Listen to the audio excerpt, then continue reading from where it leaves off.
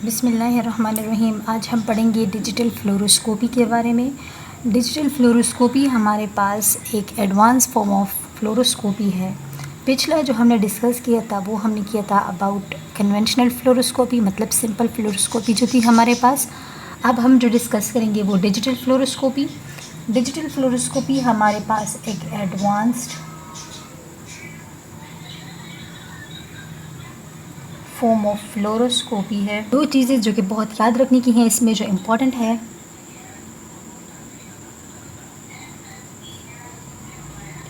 एक है उसमें पेशेंट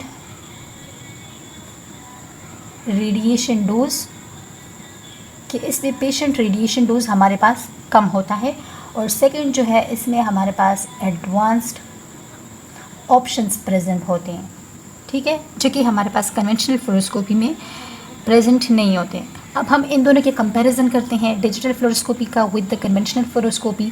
जो फर्स्ट डिफरेंस है वो हमारे पास पेशेंट रेडिएशन डोज का है, कि इसमें हमारे पास लो होता है, जबकि कन्वेंशनल में हमारे पास पेशेंट रेडिएशन डोज जो होता है वो हमारे पास एज़ कम्पेयर टू डिजिटल वो हाई होता है, ठीक है।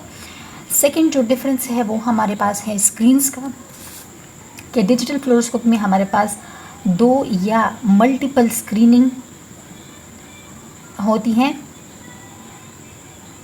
इन द ऑपरेटिंग कंसोल, ठीक है, जबकि ये हमारे पास सिंगल स्क्रीन होता है, इसमें हमारे पास एक ही स्क्रीन पे सब कुछ दिखाया जाता है, ठीक है। थर्ड जो डिफरेंस है वो हमारे पास पोस्ट प्रोसेसिंग का है। ये एक ऐसा ऑप्शन है जो कि यहाँ पे प्रेजेंट होता है, जबकि हमारे पास कन्वेंशनल फ्लोरोस्कोपी में पोस्ट प्रोसेसिंग का जो फिनोमेना है वो नहीं होता। पोस्ट प्रोसेसिंग कैसे कहते हैं? एज आफ्टर उस प्रोसेस के जो हमारे पास चेंजेस होती हैं किसी भी चीज़ में, उसे हम पोस्ट प्रोसेसिंग कहते हैं। जैसे सपोज़ हमने फ्लोरोस्कोपी कर ली है, हमारे पास यहाँ पे कोई इमेज आ गया या हमने एक वीडियो बना ली, ठीक है। अब उस वीडियो में कुछ प्रॉब्लम्स हैं, मतलब उसकी ब्राइटनेस जो है वो डिम है या उसकी ब्राइटनेस बहुत ज़्यादा है, तो हम उसको एडजस्ट कर सकते हैं, मतलब हम यहाँ पे इसकी ब्राइटनेस को एडजस्ट कर सकते हैं, ठीक है। या जो सपोज़ हमारे पास स्टमक है और हमने इसका जो है फ्लोरोस्कोपी कर ली है, यहाँ पे हमारे पास जो कार्डिया है या जो कार्डियो एसोफेजियल जंक्शन है, इसमें हमारे पास कोई पैथोलॉजी प्रेजेंट है, ठीक है। तो हम यहाँ पे एनोटेशन भी कर सकते हैं। एनोटेशन मीन्स कि हम टेक्स्ट कर सकते हैं, लिख सकते हैं उसके ऊपर कि लेफ़्ट कार्डियोवाल्व पैथोलॉजी या कुछ भी हम इस पर राइट डाउन कर सकते हैं, जो कि हमारे पास कन्वेंशनल फ्लोरोस्कोपी में पॉसिबल नहीं है, ठीक है। तो इसे हम पोस्ट प्रोसेसिंग कहते हैं, मतलब प्रोसेस हो जाने के बाद जब हम उसमें कोई चेंजेस करते हैं उसे हम पोस्ट प्रोसेसिंग कहते हैं। फोर्थ जो डिफरेंस है हमारे पास वो ये है कि डिजिटल फ्लोरोस्कोपी में हमारे पास डिजिटल सब्ट्रैक्शन एंजियोग्राफी हो सकती है, जबकि यहाँ पे हमारे पास DSA जिसे हम कहते हैं वो नहीं हो सकती। अब डिजिटल सब्ट्रैक्शन एंजियोग्राफी क्या है? सबसे पहले हम एंजियोग्राफी को समझते हैं कि एंजियोग्राफी क्या है। एंजियो कहते हैं वेसल को, वेसल कोई भी हो सकती है, आर्टरी भी हो सकती है और वेन भी हो सकती है। अगर आर्टरी की कर रहे हैं तो आर्ट्रियोग्राफी, अगर वेन की कर रहे हैं तो वीनोग्राफी, ठीक है। अब इसमें हमारे पास क्या होता है कि हम वेसल्स को एग्जामिन करते हैं, उसकी स्टडी करते हैं। जस्ट सपोज़ हमारे पास एक आर्टरी है, ले लेते हैं हम फीमोरल आर्टरी, ठीक है। फीमोरल आर्टरी ऑब्वियसली हमारे पास फीमोरल बोन के ऊपर प्रेजेंट होगी। अगर उसमें कोई पैथोलॉजी है, हम उसको स्टडी करना चाहते हैं, तो हमारे पास अब ये हमारे पास हो गई फीमोरल बोन हो गया, ये हमारे पास वैसे फीमोरल बोन हो गया, और ये हमारे पास इस पे से आर्टरी आ रही है, ठीक है, femoral artery.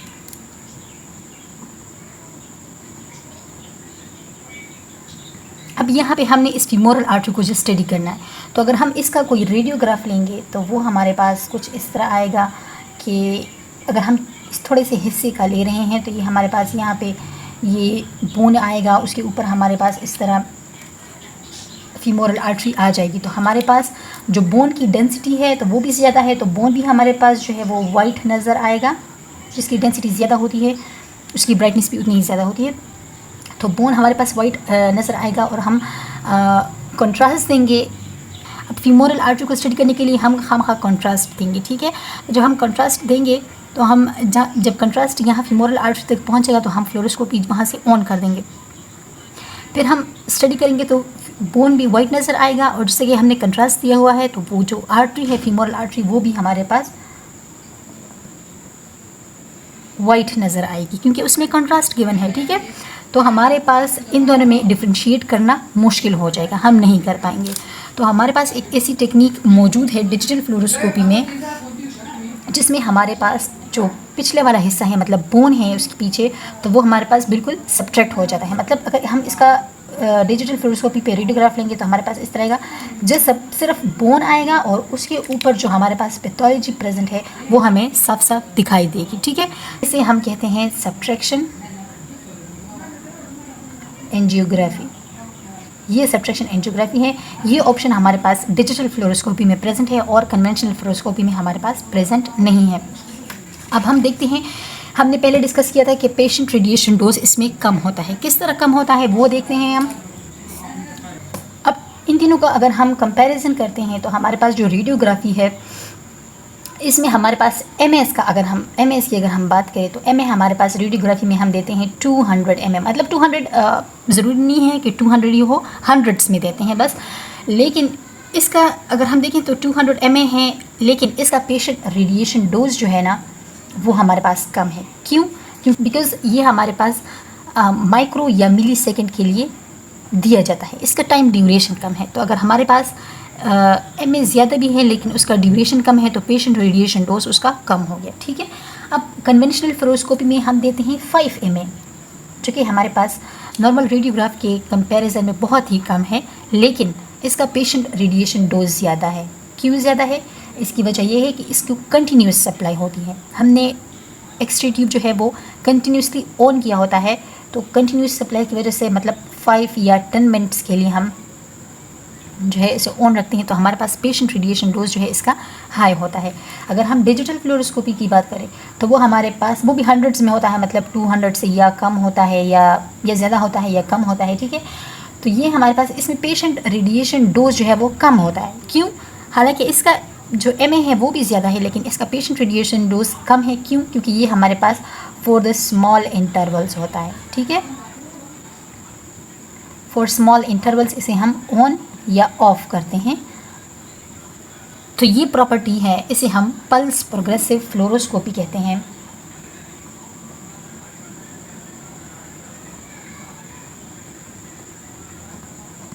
Pulse progressive fluoroscopy ये एडवांस सेटिंग हमारे पास सिर्फ डिजिटल फ्लोरोस्कोपी में प्रेजेंट होता है।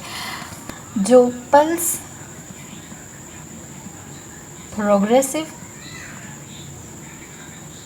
फ्लोरोस्कोपी है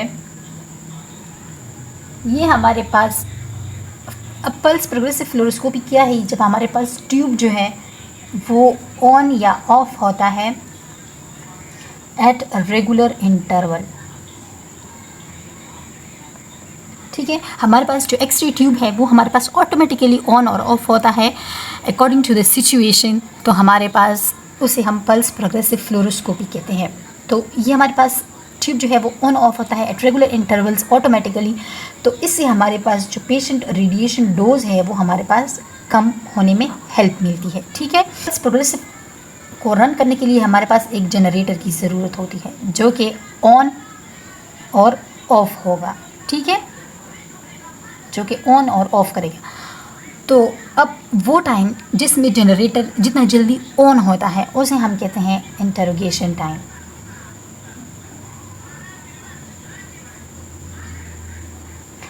और जितना जल्दी एक जनरेटर बंद होता है उसे हम कहते हैं एक्सटेंशन टाइम। अब इन दोनों टाइम्स को हम कलेक्टिवली कहते हैं ड्यूटी साइकिल ऑफ जनरेटर, ठीक है। इसे हम कलेक्टिवली कहते हैं duty cycle of generator. 1 second में हमारे पास 1000 मिली सेकेंड्स प्रेजेंट होते हैं, ठीक है। तो suppose we have generator on for 5 milliseconds, ठीक है, तो ये इसका क्या हुआ, इंटरोगेशन टाइम हुआ, और हमारा फिर जनरेटर ऑफ हो गया for same 5 millisecond, just suppose. तो ये हमारे पास हो गया एक्सटेंशन टाइम, ठीक है।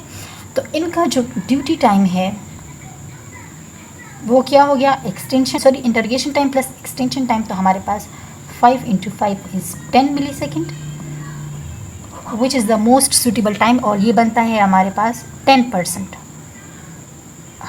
10% of 100%, which is the most suitable time, जिसमें हमारे पास जो पेशेंट रेडिएशन डोज है वो कम से कम होता है। So this was all about the introduction of digital fluoroscopy.